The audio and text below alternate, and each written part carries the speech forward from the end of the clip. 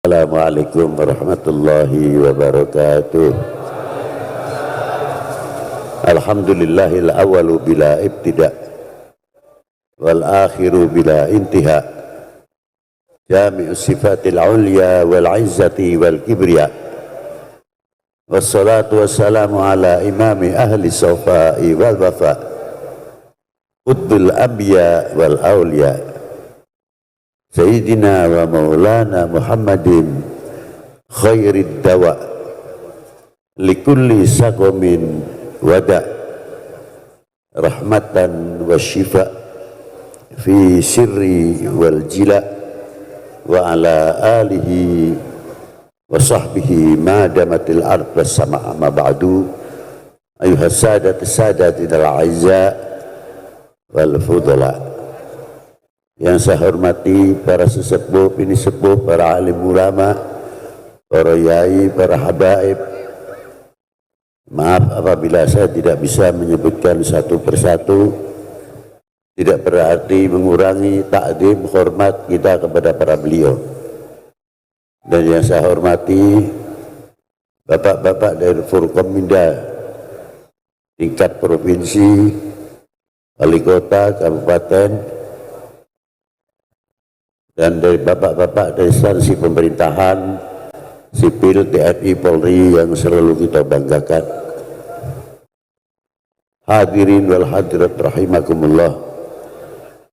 Pada sore hari ini kita kumpul setiap tahun yang tidak ada istilah bosannya, selalu berhadapan dengan pusara tokoh daripada Nasrul Islam, khususnya yang ada di Jawa.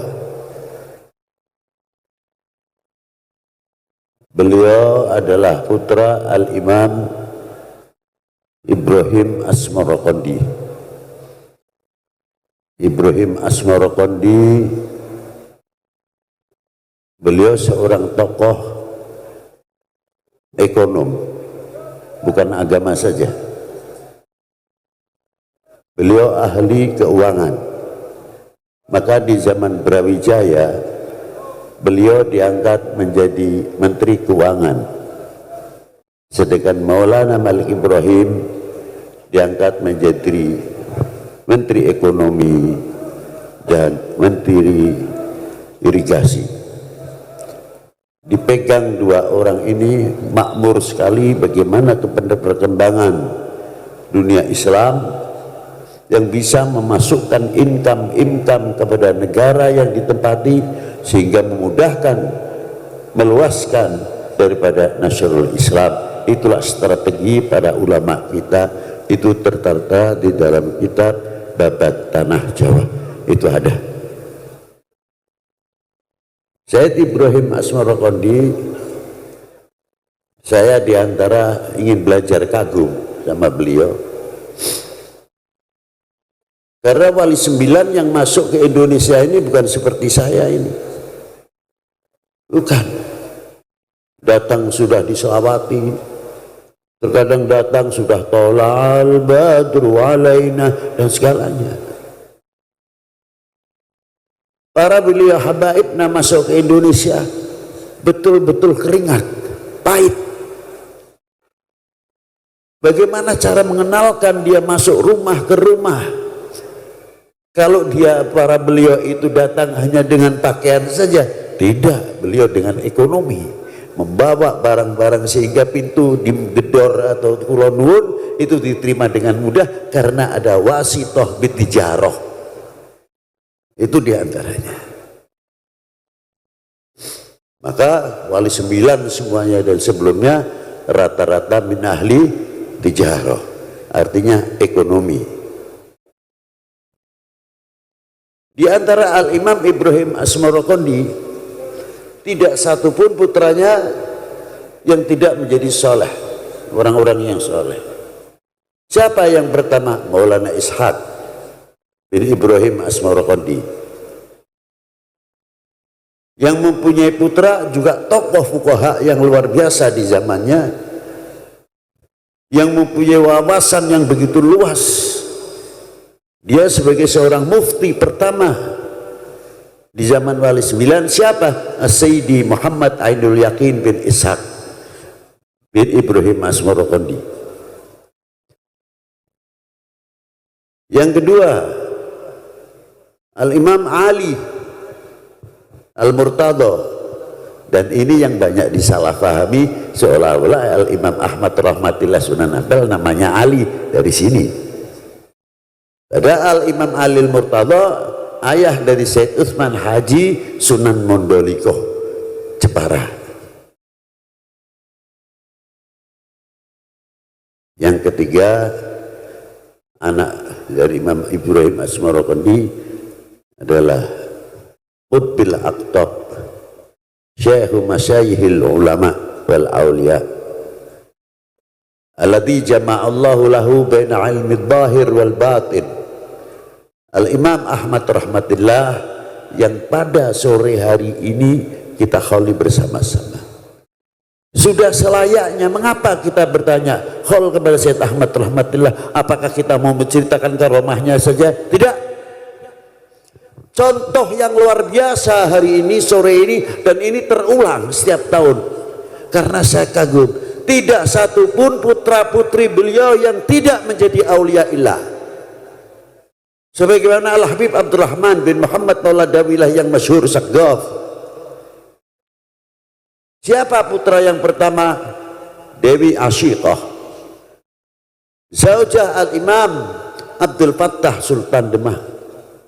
Yang kedua, Abul Fuqara wal Masakin, kantongnya tidak pernah lepas, berlubang terus begini bekerja. Man huwa? Al-Habib Hashim atau Maulana Qasim Sunan Derajat. Yang ketiga siapa? Syekhul Ulama, Syekhul Aulia, guru daripada senopati, guru dari para sultan, guru dari para raja, guru para hadipati, bapak rakyat, bapak umat, bapak bangsa di zaman itu. Siapa? Al-Sayyid Ibrahim bin Ahmad rahmatillah Sayyid Tuban. Yang ketiga, Al-Imam Zainal Abidin Sunan Qadi Demak.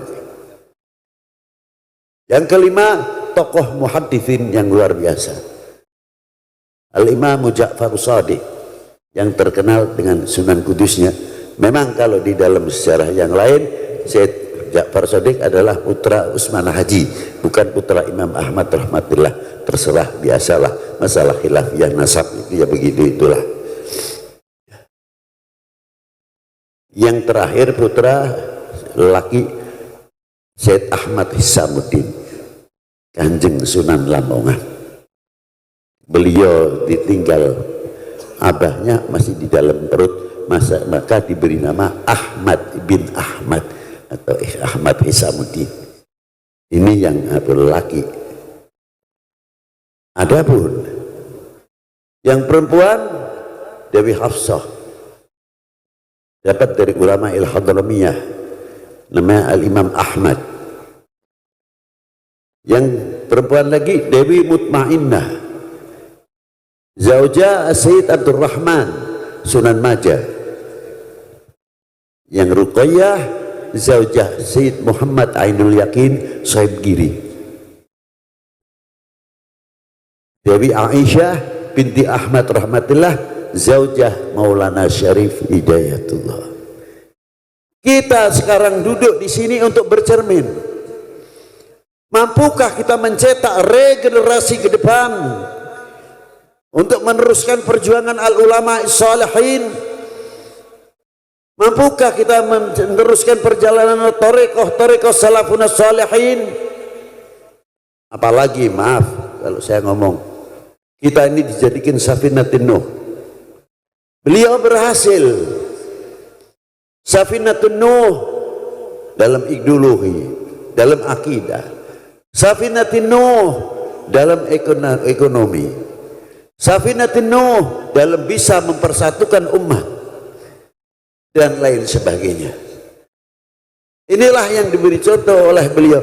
Kapan kita akan meniru seperti beliau sehingga al-Islam bisa melahirkan tokoh-tokoh yang luar biasa? ekonominya maju, pertaniannya maju, dan lain sebagainya, makmur luar biasa pada waktu zaman Waliul Tis'ah.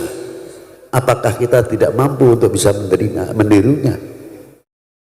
Sampai sekarang masih dibuktikan. Mana kuburan Wali Sembilan yang sepi? Rame. Masih bisa memberi makan orang yang hidup. Tidak dari Malik Ibrahim, Syed Muhammad Ainul Yakin, sampai Maulana Syarif Hidayatullah, non-stop orang berziarah kepada beliau. Dan orang segini banyaknya ini tidak pernah. Nanti kapan 24 ente milih apa ini? Tidak ada. Atau ente bagaimana? Tidak ada. Muwahidah ala tahqiq, bisa mempersatukan umat.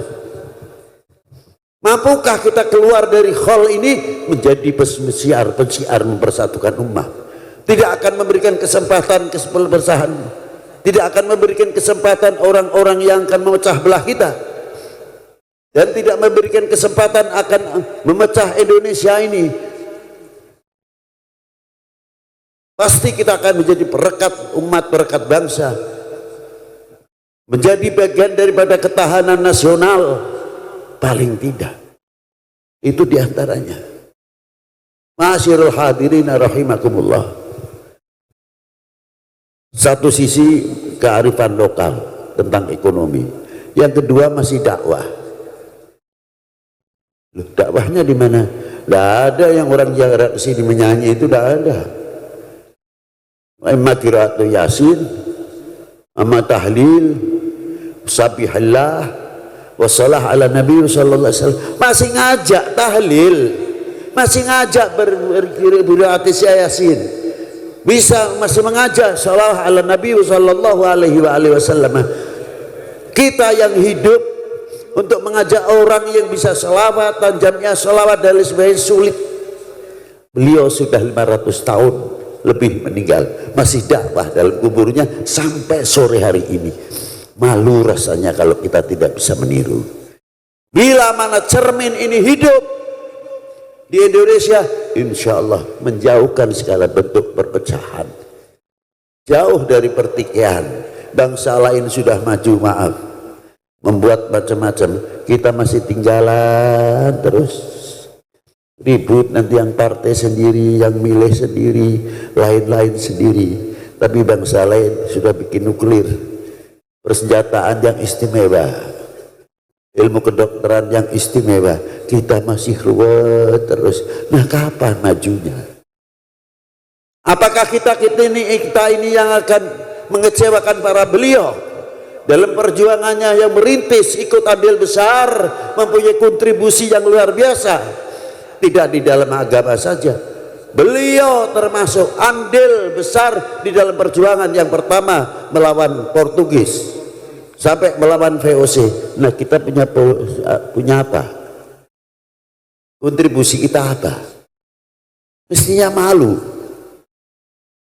Terakhir, karena kita ini mendekati bulan Ramadan, mari kita jaga, kita ikuti thariqah apa yang ada digelar oleh para al-habaibna, para ulama'ina as-salihin. Dengan Ramadan ini kita selalu ingat bahwa Ramadan itu membersihkan fisik, membersihkan batin, membersihkan hasil karya yang kita makan. Insya Allah sumu tasihu fid dunya wa tasihu fil akhirah. Allahumma amin ya rabbal alamin. Maka dari itu jangan sampai kita hadir hall yang hasilnya memalukan beliau di hadapan Allah Subhanahu wa taala. Kita hadir hall, kita bisa mengangkat, tidak mengecewakan perjuangan para beliau. Demikian yang bisa saya sampaikan, walaupun tidak berarti. Wabillahi taufiq wal hidayah wal afu minkum. Wassalamualaikum warahmatullahi wabarakatuh.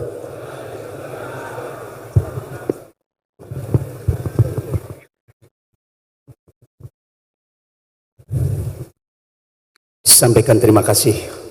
Hadirin jamaah rahimakumullah berbahagia. Untuk